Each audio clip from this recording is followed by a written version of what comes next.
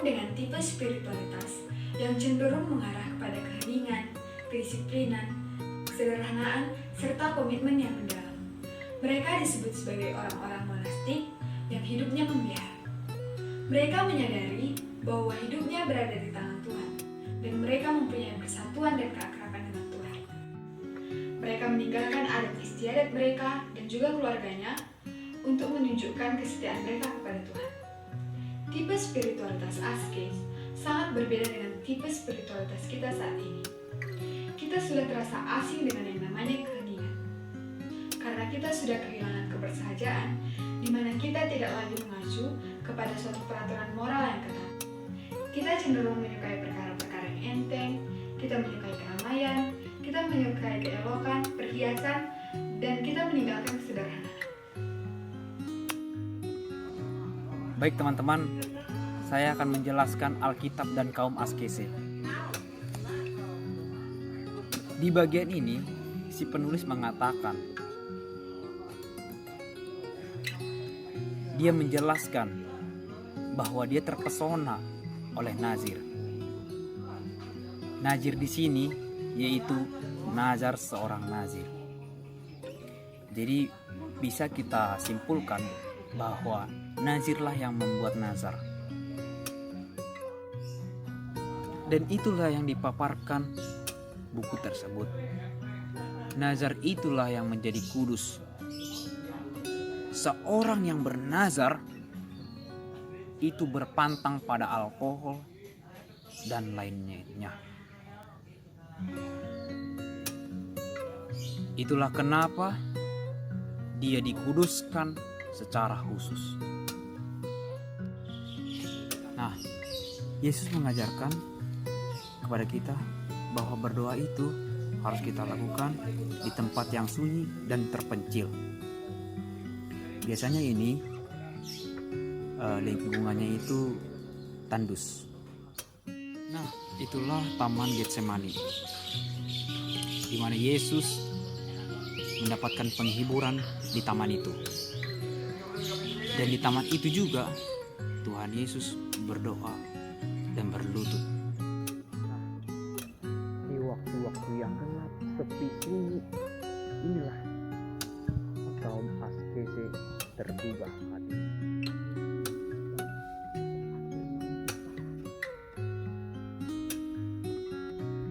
dan membuktikan keimanannya. Dan itulah pergumulan Yesus yang menjadi tipe gambaran spiritualitas kaum askese. Orang askese bukan dilihat dari kenazirannya, melainkan orang yang saleh untuk meratap. Dan memang kaum askese itu dipanggil untuk meratap. Ada 3 dunia kaum askese, yaitu yang pertama kebersahajaan, keheningan, dan kedisiplinan. Bicara soal keheningan, di sana kita bisa mendapatkan warna-warni untuk merubah dan memperbaharui, dan realitas menjadi jernih tanpa kabut.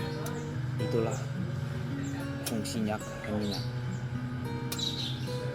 untuk merubah itu semua. 3 dunia kaum askese. Yang pertama, keheningan. Keheningan itu sangat penting karena kaum askese pada dasarnya menjalani kehidupan batunia. Dunia kedua adalah kebersahajaan.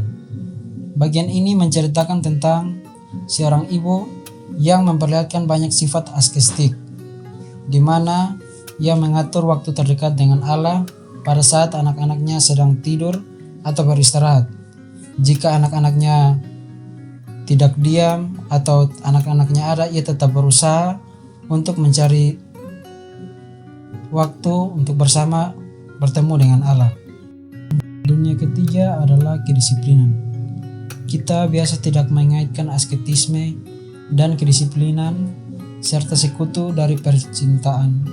Tetapi sebenarnya kaum askese itu keras, dan hanya mereka ingin mencadangkan sebagian besar kehidupan mereka demi pengajaran akan Allah yang penuh gairah. Bagi kaum askese yang sehat, kerasnya disiplin adalah metode yang disukai untuk mengungkapkan kasih kepada Allah. Asketisme Kristiani yang sejati tidak menjadikan penderitaan atau penyangkalan diri sebagai tujuan, namun sebagai suatu sarana, sebagai suatu cara untuk mengasihi sesuatu yang lain sehingga Allah dapat dikasihi lebih dalam lagi.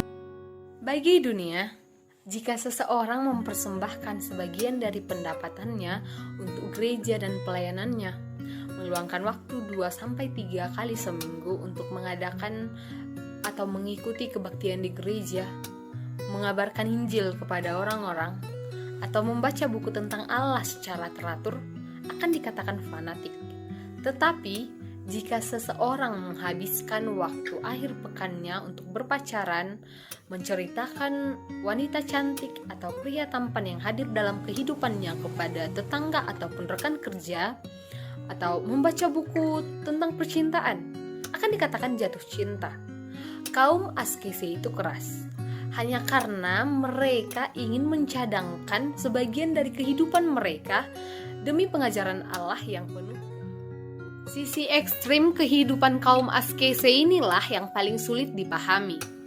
Tetapi, bagi kaum askese yang sehat, kerasnya kedisiplinan menjadi metode yang paling disukai untuk menunjukkan atau mengungkapkan cinta kasih kepada Allah. Gaya hidup keras disiplin.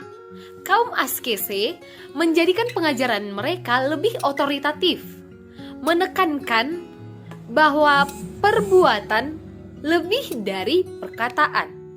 Kerja keras dalam mengembangkan kehidupan batin lebih penting daripada meraih gelar. Kerasnya kedisiplinan atau keras terhadap diri sendiri justru ditandai dengan kelemah lembutan terhadap orang lain. Karena kaum askese yang sejati itu keras terhadap diri sendiri, tetapi melakukan atau bertindak kepada orang lain itu penuh dengan kelemah lembutan dan supernatural. Berjaga-jaga pada malam hari. Kaum askese sangat menyukai ibadah pada malam hari, karena ibadah pada malam hari dirasa sangat tenang dan tepat untuk beribadah. Ketika orang lain terlelap, kaum askese mengangkat jiwanya kepada Tuhan. Kaum askese merasa sangat dekat dengan Tuhan saat sedang sendirian dan tidak ada yang mengganggu, sehingga mereka lebih fokus pada hadirat Tuhan. Kaum askese mengartikan berjaga-jaga pada malam hari sebagai tindakan berjaga-jaga dapat juga kita baca dalam kitab Matius pasal 24 ayat 42-44 dan Markus 14 ayat 38. Di dalam buku juga ada pendapat dari M. Basil Pennington yang mengatakan bahwa sulitlah kita memahami nilai berjaga-jaga tanpa sungguh-sungguh melakukannya, karena nilai dan pengaruh dari berjaga-jaga hanya dapat diketahui dari pengalaman. Berdiam diri. Di mana kaum askese berdiam diri dalam jangka waktu yang lama agar tidak membuang energi dan mengacaukan pikiran mereka, sehingga kaum askese lebih berfokus pada hadirat Tuhan, juga mendapatkan ketenangan, keteduhan, serta kesejahteraan. Tindakan kaum askese yang ketiga ialah berpuasa. Kaum askese bersedia menolak kegembiraan dan penghiburan dari dunia ini, sehingga mereka menemukan penghiburan dan kegembiraan yang terdapat di dalam Allah. Yang keempat ialah ketaatan, bahwa kaum askese menjalankan ketaatan karena tindakan ini merupakan suatu cara untuk menghormati Allah, dan panggilan pertama atau panggilan utama ketaatan senantiasa tertuju kepada kehendak Allah. Yang kelima ialah bekerja. Ketika kita menyadari bahwa kekuatan dan kemampuan kita untuk bekerja adalah karunia Allah untuk kita, guna menolong memenuhi kebutuhan kita serta keluarga, penggunaan energi dan kecakapan itu menjadi peneguhan akan Allah yang menciptakan kita dari yang menopang kita. Referensi. Kaum askes meluangkan waktu beberapa jam satu hari atau seminggu sekali untuk mengadakan riset. Hal ini diadakan agar kaum askes dapat memusatkan diri kepada Allah. Hidup bersahaja. Kaum askes berupaya menciptakan ruangan khusus untuk berdoa, menghindari jadwal yang padat dan ruangan yang penuh dengan patuh. Dan kaum askes sangat menyukai suasana tenang. Menanggung kesulitan. Ceritakan ada seorang perempuan bernama Sinkletika yang mengalami penderitaan fisik yang parah. Tetapi dia meneladankan kedewasaan bagi orang-orang di sekitarnya. Ketika penyakit datang, kesulitan yang kita tanggung justru dapat menguatkan kita. Pada mulanya kaum askes menjalani praktik tidur seperti tidur di tanah atau membiarkan dirinya terpapar pada kondisi cuaca yang tidak bersahabat. Oke teman-teman, nama saya Rendia Aldian Kale dengan NIM 71202018. Saya akan menjelaskan sedikit tentang tantangan kaum askese bagian kedua, yaitu mencari penderitaan sebagai tujuan. Para kaum askese kuno, banyak dari mereka yang mencari penderitaan sebagai tujuan. Itu bisa berupa sakit penyakit atau penderitaan lainnya. Pandangan yang salah dari mereka yaitu mencari penderitaan sebagai tujuan adalah mencari penderitaan demi penderitaan itu sendiri. Ini bukanlah hikmah yang dapat diambil dari kaum askese kuno dan bukanlah hal yang patut dicontoh bagi kaum askese modern. Karena kaum askese yang sehat menegaskan bahwa asketisme adalah sarana untuk mencapai tujuan. Jika asketisme itu menjadi hal yang salah, maka itu akan menjadi penyimpangan buruk bagi praktik Kristiani. Usaha mendapatkan kemurahan Allah. Kaum askese berupaya untuk mendapatkan kemurahan Allah dalam cara beriman. Dan jika telah mendapatkan kemurahannya, kita harus tetap di dalam kemurahannya, sebab kemurahannya ialah menuntut engkau ke dalam pertobatan, lalu menjauhi dosa. Di dalam dosa kita akan mendapatkan kesia-siaan, sebab kita begitu bergemilang dalam dosa, baik dosa sikap seperti keangkuhan maupun dosa fisik seperti hawa nafsu, sehingga semua tindak kesalehan kita hanyalah seperti kain kotor. Karya Yesus Kristus yang sempurna adalah kita berjalan dan hidup menyembah oleh iman pada karya Yesus Kristus yang sempurna. Inilah karya yang luar biasa di mana ia sebagai pendamai karena iman. Oleh karena itu, berusaha mendapatkan kemurahan Tuhan adalah membenarkan diri dengan cara beriman. Sebuah undangan. Kaum askese menyimpan pelajaran penting, yaitu bagi gereja dan masyarakat. Mencari Allah adalah bentuk memisah diri dari dunia dan godaan yang membawa kehidupan kebangkitan. Kehidupan dalam beraskese suatu undangan yang mulia dan kudus bagi mereka yang bersedia menempuh jalan yang jarang dilalui orang. Sebab kaum askese memiliki tentang kehidupan yang lebih tinggi dalam kehidupan roh. Setiap manusia yang dilahirkan dan datang ke bumi ini sudah memiliki tujuan, dan untuk mencapai tujuan tersebut bukanlah suatu hal yang mudah. Mereka seringkali harus menerima suatu tantangan dan rintangan, sama seperti kaum askese, yang dimana mereka memiliki tantangan yang pertama, yaitu mereka menekankan kesalehan pribadi. Pada kitab Zakaria, para umat di sana menanyakan kepada Yesus, apakah mereka harus melakukan puasa dan meratap selama bertahun-tahun? Dan Yesus pun berkata, katakanlah kepada seluruh rakyat negeri dan kepada para imam, demikian ketika kamu meratap dan berpuasa, adakah kamu berpuasa untuk aku?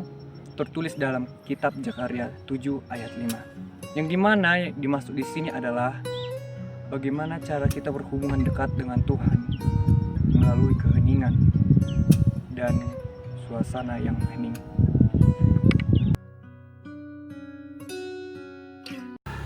Ya, jadi kesimpulannya ini, orang askese bukan hanya dilihat dari kenazirannya, melainkan juga untuk orang yang saleh, ya untuk meratap.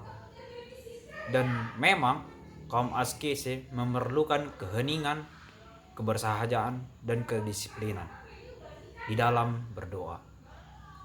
Kaum askese juga bersedia menolak kegembiraan dan penghiburan dari dunia ini.